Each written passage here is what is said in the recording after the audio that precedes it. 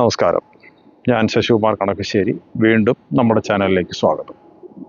ഇന്ന് നമ്മൾ സംസാരിക്കാൻ പോകുന്നത് MRI സ്കാനിനെ കുറിച്ചിട്ടാണ്.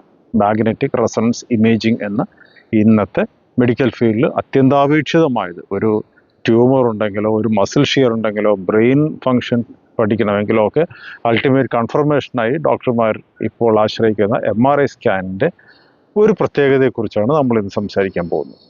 MRI സ്കാൻ നടത്താൻ ചെല്ലുമ്പോൾ റേഡിയോളജിസ്റ്റും അവിടുത്തെ ടെക്നീഷ്യൻസും നമ്മളോട് പ്രത്യേകം ചോദിക്കുന്ന ഒരു കാര്യമുണ്ട്. നിങ്ങളുടെ ശരീരത്തിൽ എന്തെങ്കിലും ഒരു മെറ്റൽ ഭാഗങ്ങൾ ഉണ്ടോ എന്നുള്ളത്.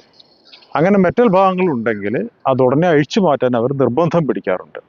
അതിപ്പോൾ മാല, വള, മോതിരം ഒക്കെ ഇത് മാത്രമല്ല, കമ്മലുകളുണ്ടെങ്കിൽ അല്ലെങ്കിൽ ബെൽറ്റിൻ്റെ ബക്കിളുണ്ടെങ്കിൽ, ശരീരത്തിൽ എവിടെയെങ്കിലും ഒരു പൊടി മെറ്റൽ പോലും ഉണ്ടെങ്കിൽ അവരത് ഉടനെ എടുത്ത് മാറ്റാൻ പറയും. എന്തുകൊണ്ടാണ് ഈ മെറ്റലിൻ്റെ പ്രസൻസ് ഈ MRI സ്കാനിനെ ഇത്രയധികം ബാധിക്കുന്നത് എന്നുള്ളതാണ് നമ്മളുടെ ഈ ഒരു ചെറിയ വീഡിയോയിൽ നമ്മൾ സംസാരിക്കാൻ പോകുന്നത്.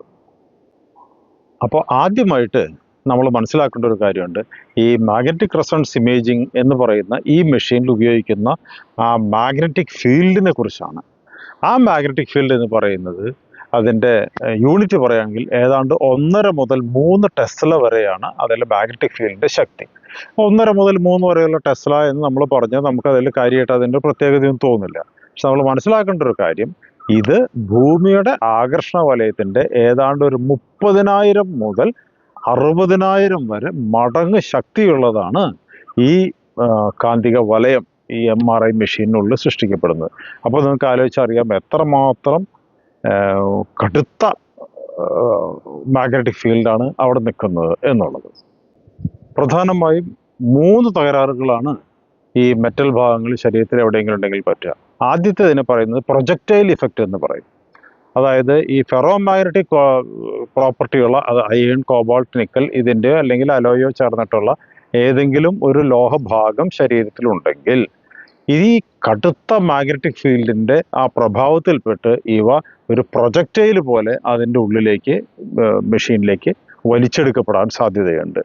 എന്തിന് ഈ ഓക്സിജൻ സിലിണ്ടറുകൾ, IV സെറ്റുകൾ വയ്ക്കുന്ന സ്റ്റാൻഡുകൾ, ഇതുപോലും ഈ മാഗ്നറ്റിക് ഫീൽഡിൻ്റെ എഫക്റ്റിൽ അതിൻ്റെ ഉള്ളിലേക്ക് അട്രാക്ട് ചെയ്യപ്പെട്ട് അതിൻ്റെ ബോറിൽ ചെന്ന് ഇടിക്കുന്ന സംഭവങ്ങൾ റിപ്പോർട്ട് ചെയ്യപ്പെട്ടിട്ടുണ്ട്. അപ്പോൾ ഈ പ്രൊജക്ടൈൽ ഇഫക്റ്റ് കാരണം നമ്മുടെ ശരീരത്തിൽ എന്തെങ്കിലും ഉണ്ടെങ്കിൽ അതിശക്തിയായിട്ട് അത് ഈ മാഗ്നറ്റിക് ഫീൽഡിൻ്റെ ഉള്ളിലേക്ക്, മെഷീൻ്റെ ഉള്ളിലേക്ക് വലിച്ചെടുക്കപ്പെടാനുള്ള സാധ്യതയും അതുകൊണ്ട് വലിയ അപകടങ്ങൾ ഉണ്ടാകാനുള്ള സാധ്യതയും വളരെ കൂടുതലാണ്.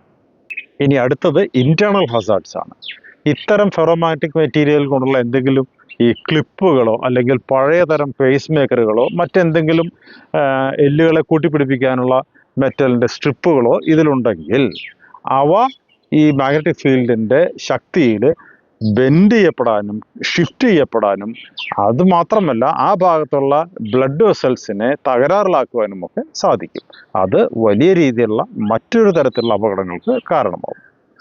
ഇനി മറ്റൊരു അപകടം RF burning, radio frequency burning എന്നുള്ളതാണ്. അപ്പോൾ നമുക്കറിയാം ഈ MRI ഇമേജിംഗ് നടക്കുമ്പോൾ റേഡിയോ വേവ്സ് നമ്മുടെ ശരീരത്തിലൂടെ കടന്നു പോയിട്ട് അതിൻ്റെ ഇമേജ് എടുക്കുകയാണ് ചെയ്യുന്നത്. അപ്പോൾ ഈ റേഡിയോ വേവ്സ് കടന്നു പോകുന്നിടത്ത് ഒരു മെറ്റലിൻ്റെ പീസ് ഉണ്ടെങ്കിൽ ആ മെറ്റലിൻ്റെ പീസിൽ ഇലക്ട്രിക് കറണ്ട് ഇൻഡ്യൂസ് ചെയ്യപ്പെടും. ആ മെറ്റൽ പീസിൽ കൂടെ ഈ ഇലക്ട്രിക് കറണ്ട് കടന്നു പോകുമ്പോൾ ആ മെറ്റൽ പീസ് ചൂട് പിടിക്കും. ഇത് വളരെ പെട്ടെന്ന് സെക്കൻഡുകൾക്കുള്ളിലും സംഭവിക്കാം. അപ്പോൾ അങ്ങനെ വരുമ്പോൾ ഈ മെറ്റൽ പീസ് ചൂട് പിടിച്ച് ശരീരത്തിൽ ഗുരുതരമായ പൊള്ളൽ വരെ, മൈനർ പൊള്ളലുകൾ തൊട്ട് ഗുരുതരമായ പൊള്ളലുകൾ വരെ ശരീരത്തിൽ ഉണ്ടാകുവാനുള്ള സാധ്യത വളരെ കൂടുതലാണ്. ഇനി മറ്റൊരു പ്രശ്നം ഇമേജ് ഡിസ്റ്റോർഷനാണ്. ശരീരത്തിലിരിക്കുന്ന മെറ്റൽ പീസിന് ചുറ്റുമായി ഈ റേഡിയോ വേവ്സ് കടന്നു പോകുമ്പോൾ ആ അതിലുണ്ടാകുന്ന മാഗ്നറ്റിക് ഫീൽഡിന് വാർപ്പിംഗ് എന്ന് പറയുന്ന ഒരു ഡിസ്റ്റോർഷൻ സംഭവിക്കും. ആ അതിൻ്റെ ഷേപ്പ് ഒന്ന് മാറും.